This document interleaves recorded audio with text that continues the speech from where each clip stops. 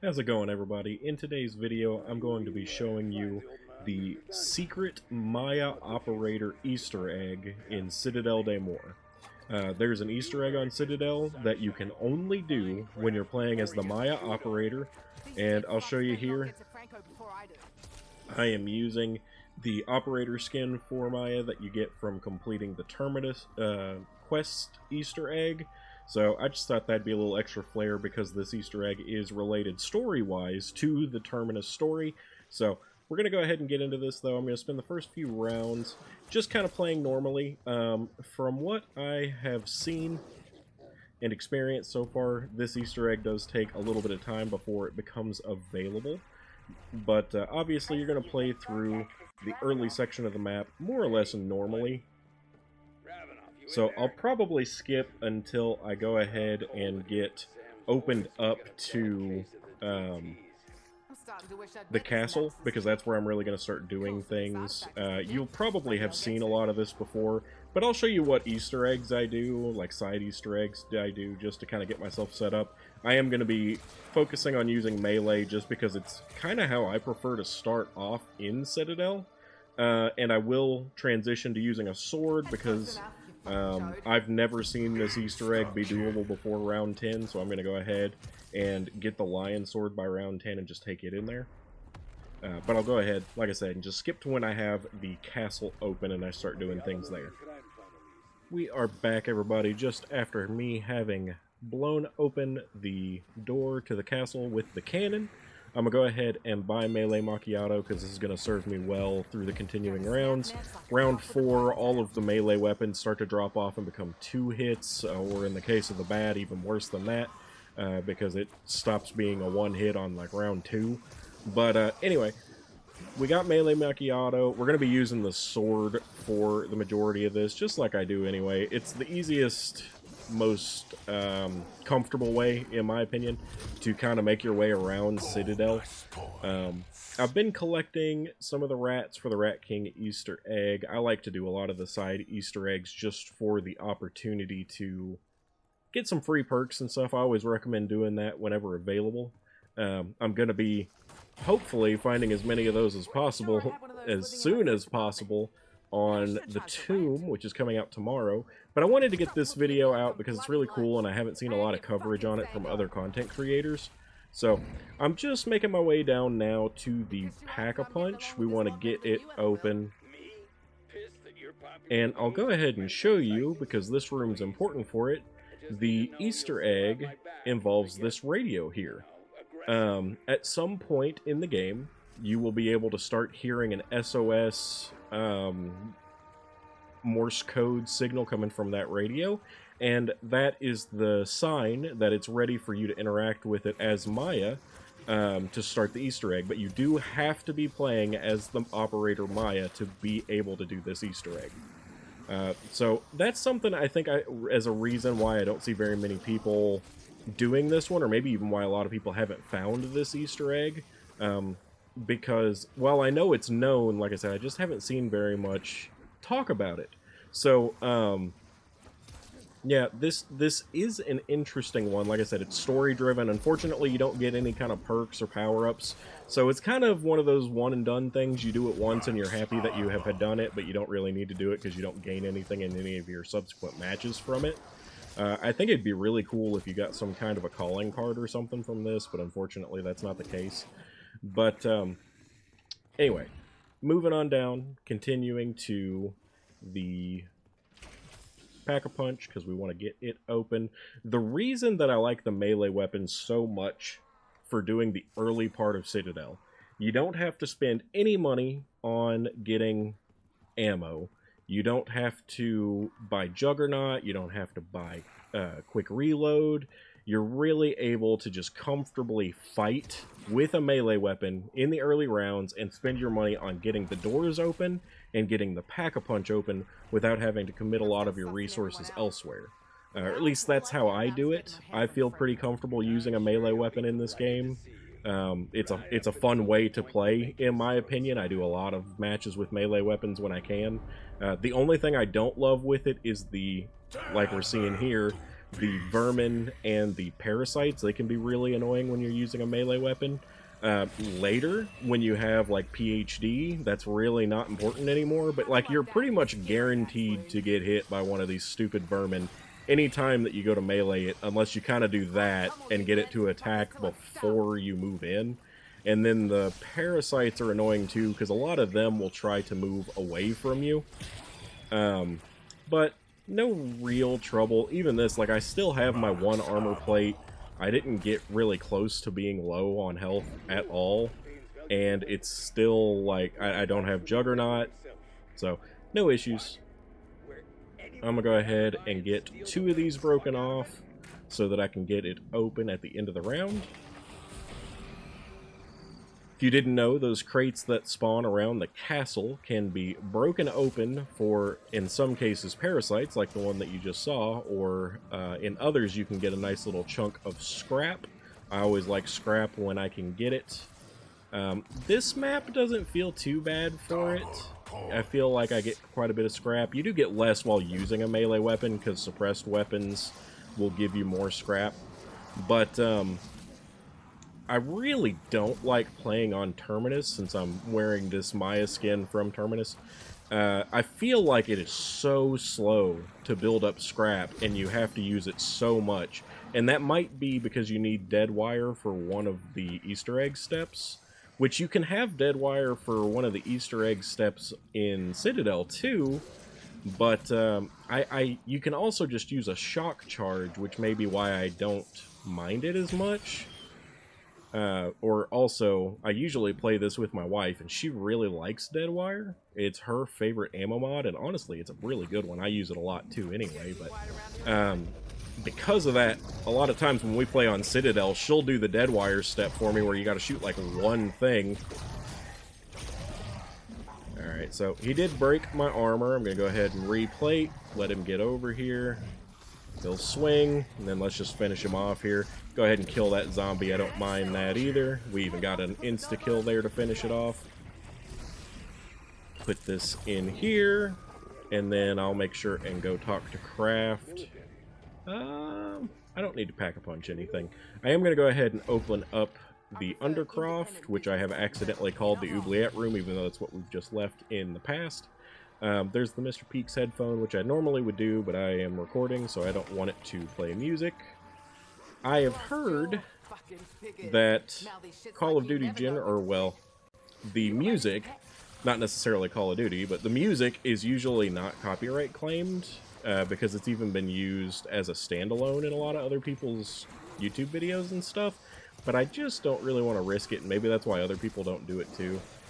Not that I monetize most of my videos because I'm a pretty small channel, but I guess at some point I will once I get up to be a larger channel. So anyway, not really relevant, but I could probably get away my point from all that with playing that music Easter egg, but I'm just not going to bother.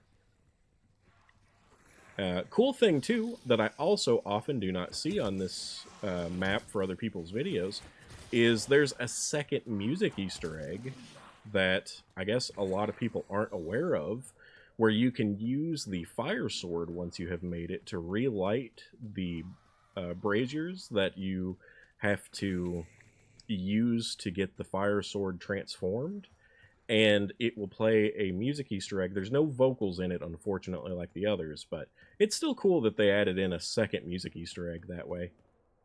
Let's see, so we need to talk to Craft so that we can get everything prepped for getting the swords. I'm gonna go ahead, let him get to the door, turn purple, and then I'll run off. I know who you are and why you are here. To obtain the Sentinel artifact, you will first need an amulet hidden in this castle. That is more than I could get from him all week. Listen closely. Artillery Oculus tools.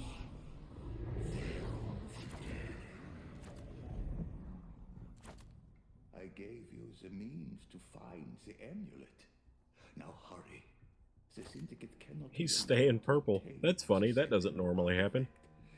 It Anyway, I'm gonna go ahead and go. I'm gonna skip ahead for you guys. I probably should have before I even talked to him to begin with anyway, so I apologize there. But I'm gonna skip ahead for you guys. I'm just gonna be completing some side stuff and getting the game progressed to the point where I can start hearing this radio signal. And then I'll bring you guys back, because you will have probably already seen these other steps in the past. Alright guys, I am just about to move on to round 10 and start collecting the Lion Sword. Figured I'd go ahead and show you. I just finished completing the side Easter eggs. For one, I did the Raven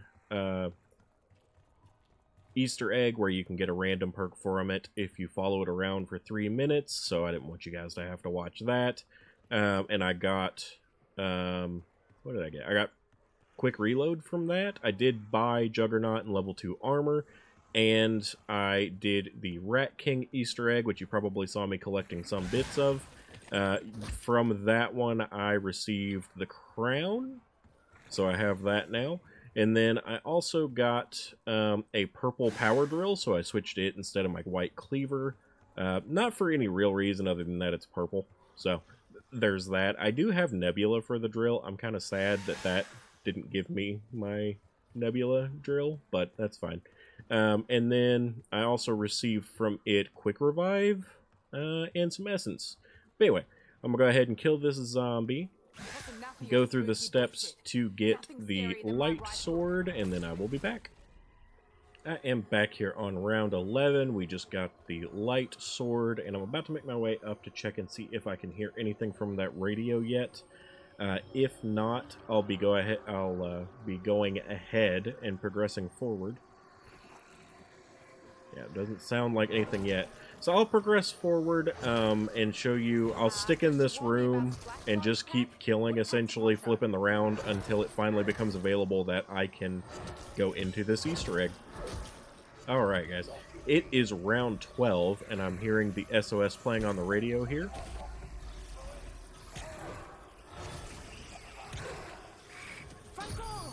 So I didn't have to wait too long. I just flipped the round and it started playing for me.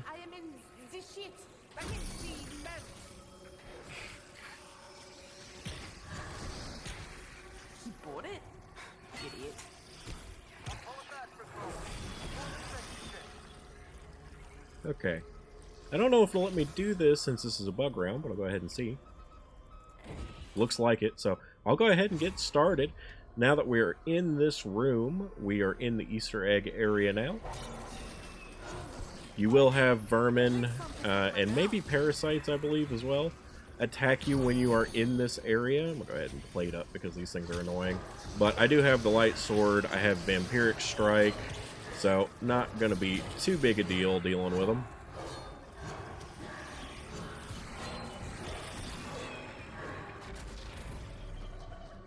Not to mention I did get lucky and get Juggernaut, quick reload, and quick revive, so my healing is going good too. Just kind of checking out the scenery. There is a boss named Mangler here.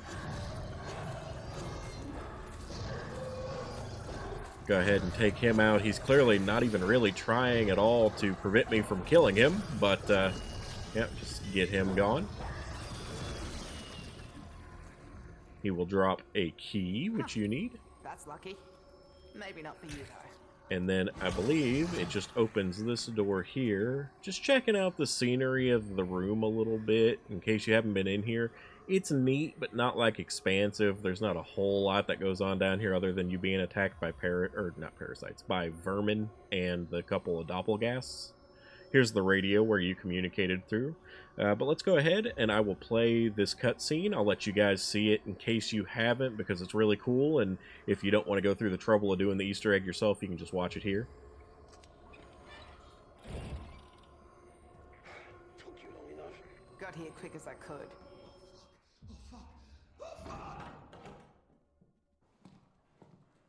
Okay. Okay. The door should keep her out.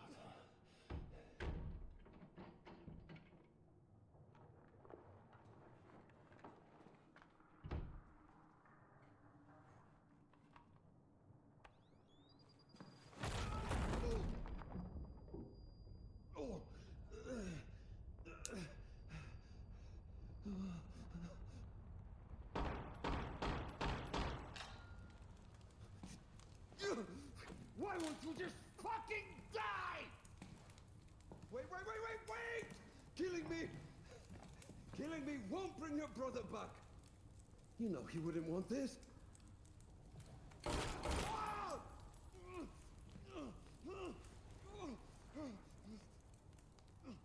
This isn't for Nathan.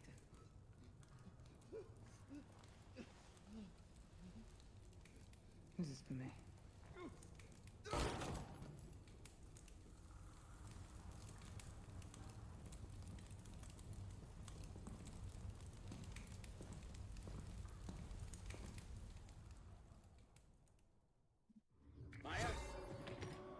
Alright, so we finished that off, and we did get some rewards. I just got some scrap, there's a decoy grenade here, and a gold GS-45, so that's kind of cool.